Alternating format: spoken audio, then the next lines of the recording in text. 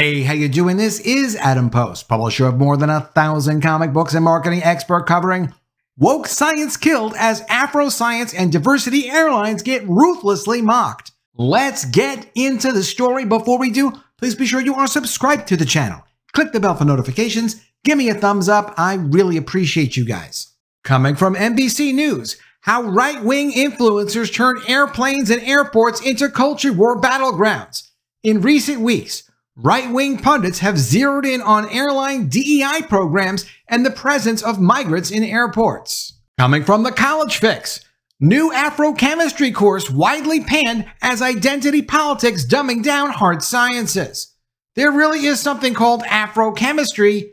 We'll get into it. Also from The College Fix, University of Connecticut seeks engineering inclusion professor, because if you're going to have engineering, you certainly want it to be inclusive. And from The College Fix, scientists warn declining academic standards mixed with DEI is a recipe for disaster. From NBC News, how right-wing influencers turn airplanes and airports into culture war battlegrounds.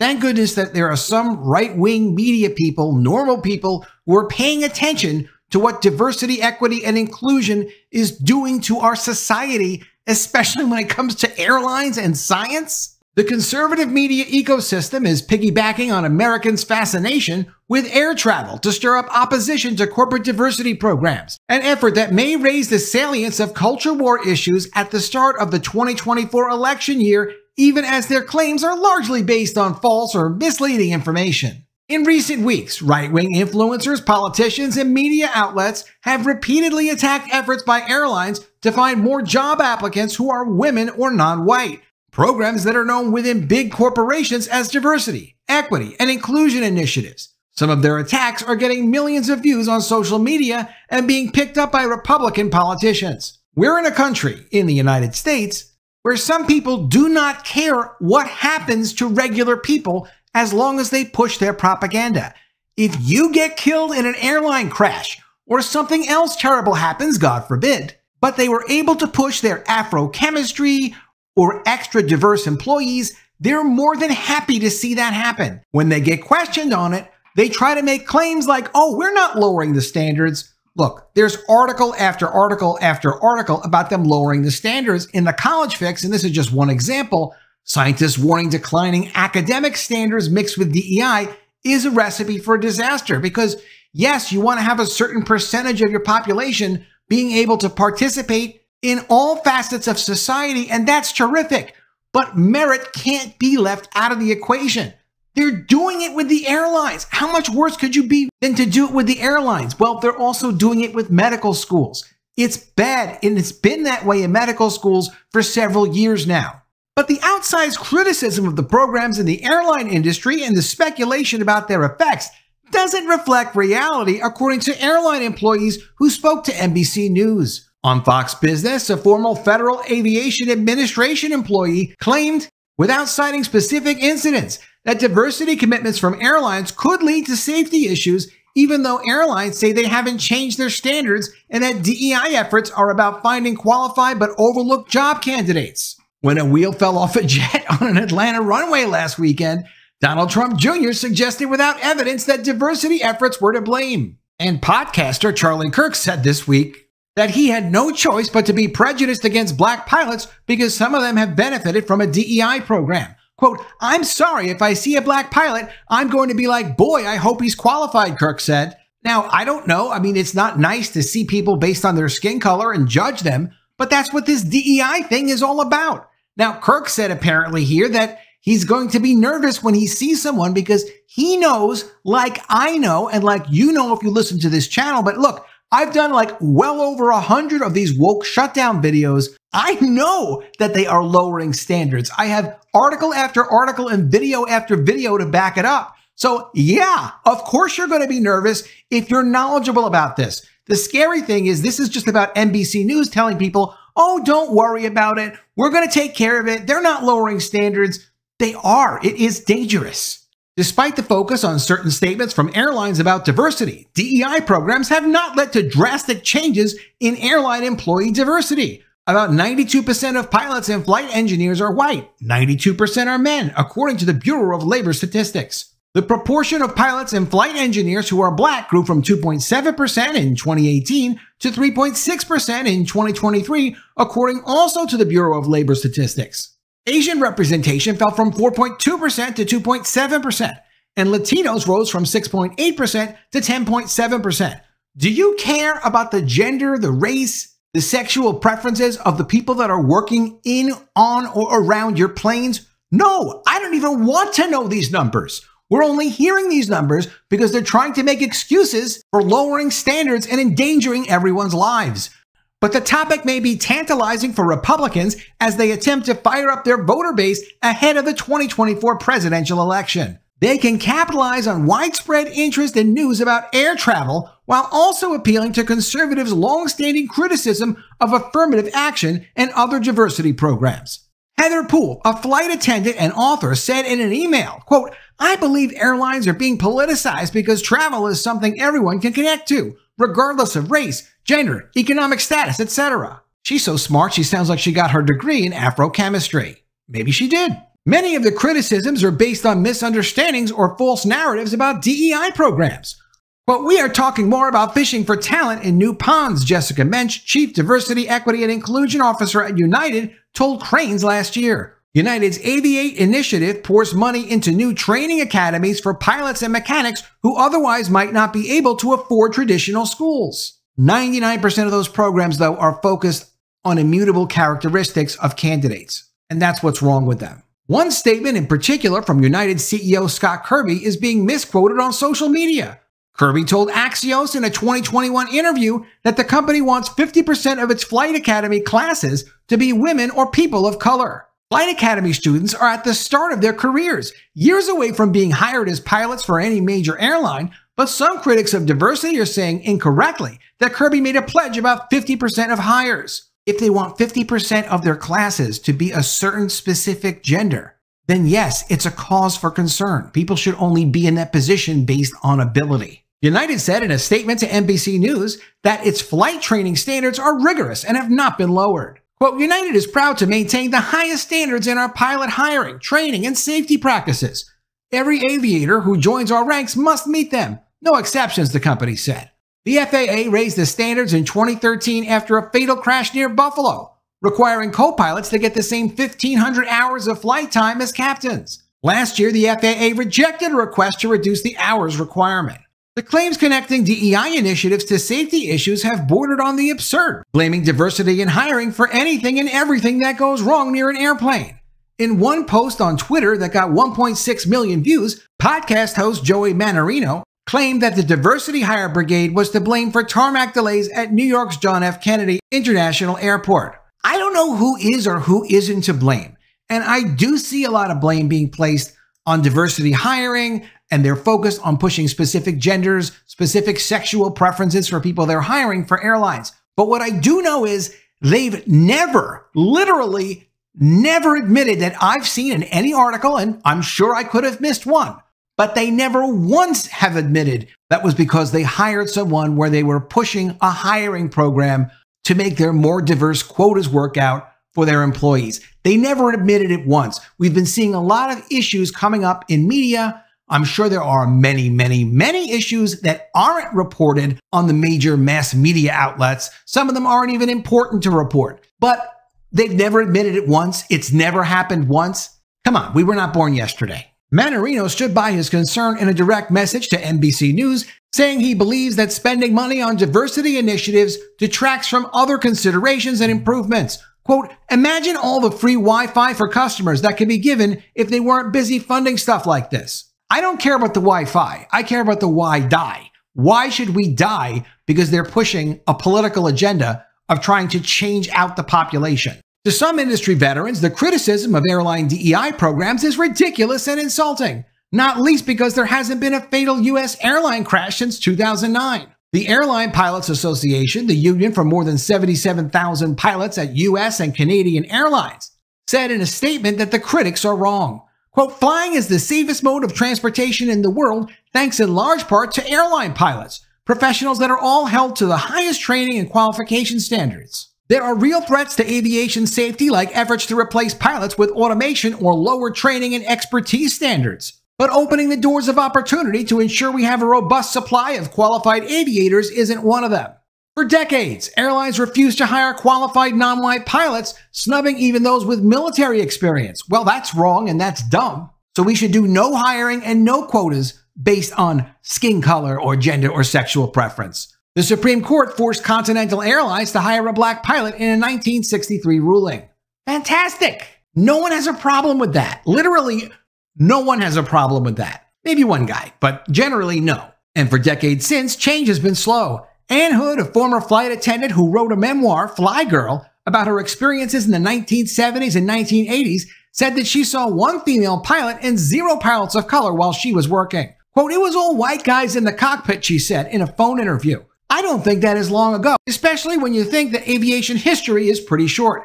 Yet who cares? It only makes us nervous because they seem to care so much about changing the population of the people that work on airplanes. And because they do things like this. New Afrochemistry course widely panned as identity politics dumbing down hard sciences. A new course offered this semester at Rice University called Afrochemistry went viral this week and was widely panned by observers as ridiculous, an example of politics polluting the sciences and an indication of how far collegiate-level STEM has fallen. The full title of the course is Afrochemistry, the study of Black Life Matter, and is offered by the private and prestigious Texas University's chemistry department. Quote, "Students will apply chemical tools and analysis to understand Black life in the U.S., and students will implement African American sensibilities to analyze chemistry," the online description states. Quote, "Diverse historical and contemporary scientists, intellectuals, and chemical discoveries will inform personal reflections and proposals for addressing inequities in chemistry and chemical education."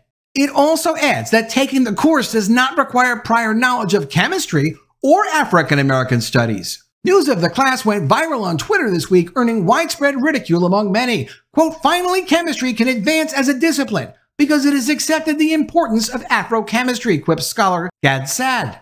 Quote, "I'd love to see Afro-statistics," chimed in another. The class was first spotted by University of Chicago Emeritus evolutionary biologist Jerry Coyne, who wrote on his popular blog, Why Evolution It True, on November 4th, that although, quote, "students get credit for this in the AAAS minor at Rice, African and African American Studies, could one get science credit as well? I hope not. Regardless," he added, "it pollutes science by conflating it with progressive activism." The course was then flagged in a Wall Street Journal op-ed, January 5th, by famed theoretical physicist Lawrence Krauss under the headline, quote, "Alan Sokal's joke is on us as postmodernism comes to science. Gone are the days," he argued, "when, quote, "my colleagues and I took pride in our position on Science Hill, looking down on the humanities scholars in the intellectual valleys below as they were inundated by postmodernism and deconstructionism. Classes such as Afrochemistry illustrate progressive and DEI-based ideologies. Haven't totally colonized scientific journals and pedagogy yet, but they're beginning to appear almost everywhere and are getting support and encouragement from the scientific establishment," he wrote. A column January 15 in Spiked argued it's an example of identity politics in the hard sciences. Quote, "Afrochemistry appears to be the pet project of Brooke Johnson, the preceptor, whatever that is, in the Diversity, Equity, and Inclusion Department at Rice. Johnson obtained her PhD in chemistry from Princeton, but it seems that the intersection of science and social justice, as she puts it on her university profile page, is her primary academic passion." And scientists are warning this is actually dangerous. From the College Fix, scientists warn declining academic standards mixed with DEI is a recipe for disaster. The continued embrace of diversity, equity, and inclusion in STEM, combined with a broad decline in academic standards, is producing a generation of scientists who are less capable than their predecessors, warned some scientists in recent interviews with the College Fix. This is like that movie Idiocracy. This is how it happens. From easier math classes in high school to the elimination of standardized tests to extreme grade inflation to DEI tropes that elevate lived experiences and ways of knowing over facts and data, the trend represents a pressing problem for science professors working to protect STEM and preserve its standards and meritocracy. Alex Small, chair of the Physics and Astronomy Department at the California State Polytechnic University, said it starts early in a student's education. Quote, "The K-12 system is walking away from standards at all levels," he told the College Fix in a recent phone interview. For example, he said, while most of his students took some sort of calculus class in their senior year of high school, Quote, at least a third of them test into a class that's lower than calculus because what happens is the schools will push people through the pipeline. Even if someone hasn't mastered algebra, they'll get some sort of generous grade in their prerequisite math classes and then be put into calculus in their senior year. Similar trends concerning the inability of college students to do high school math have been reported nationally post-COVID, with educators lamenting how incoming freshmen no longer can be expected to know how to add fractions or subtract a positive number from a negative number. Yizhen Chu, an associate professor of physics at the National Central University in Taiwan, who was educated in the US and has been a harsh critic of DEI, stated in a recent email to The Fix that he believes practices such as grade inflation and lowering the bar contribute to the lack of preparation exhibited by American college students. The concern circles back to the, quote, everyone gets a prize philosophy that has been around for quite a while now, he said, referring to what's sometimes called the participation trophy phenomenon. Chu suggested one way to combat the practices at the college level is to staunchly defend the use of standardized tests like the SAT. Quote, students have to compete on the same test to prove their ability relative to others, he said. This way, schools know that hyper-grade inflation will only count against the integrity of the school in the medium and long run.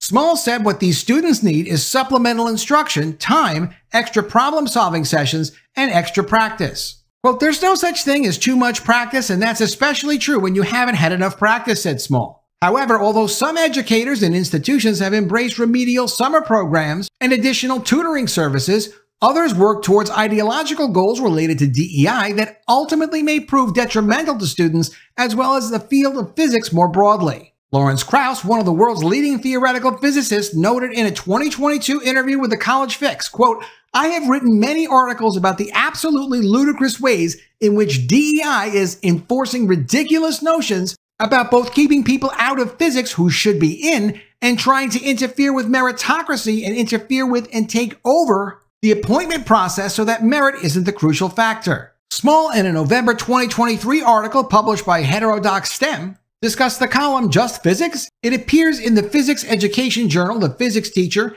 and regularly features discussions from different physics educators exploring alternative pedagogies and the place of DEI in physics education. Highlighting one recent article, Small wrote in his critique that it focused on the putative and anti-blackness of the physics community, but offered little in terms of what changes can or should be implemented beyond spending, quote, more time in physics class discussing social issues.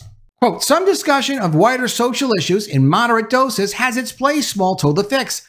Oppenheimer got a lot of people asking questions again about one of the sort of pivotal moments of the American physics community. If DEI is brought in just as an occasional discussion topic that doesn't really crowd out the fundamentals, then I don't have a fundamental objection to it. However, Small said, when too much time is spent discussing social issues in physics classes, the fundamentals get crowded out, which, as he pointed out in his Heterodox STEM article, could, quote, hurt students with weak prior preparation as they need even more focus on fundamentals.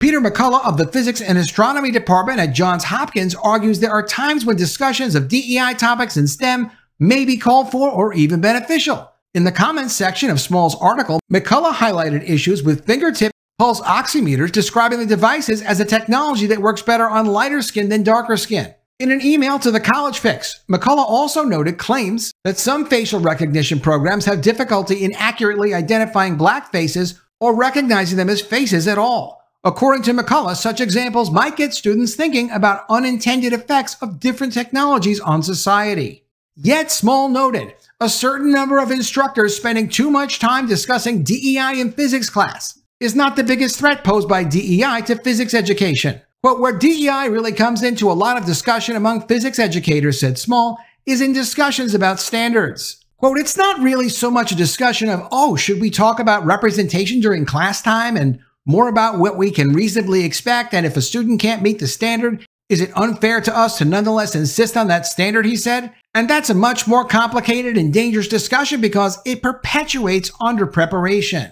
Let me know what you think of all this in the comments below. Always love to see your ideas. Please be sure you are subscribed to the channel. Click the bell for notifications, give me a thumbs up, and I'll see you again soon with another video. And if I don't see you, I will miss you.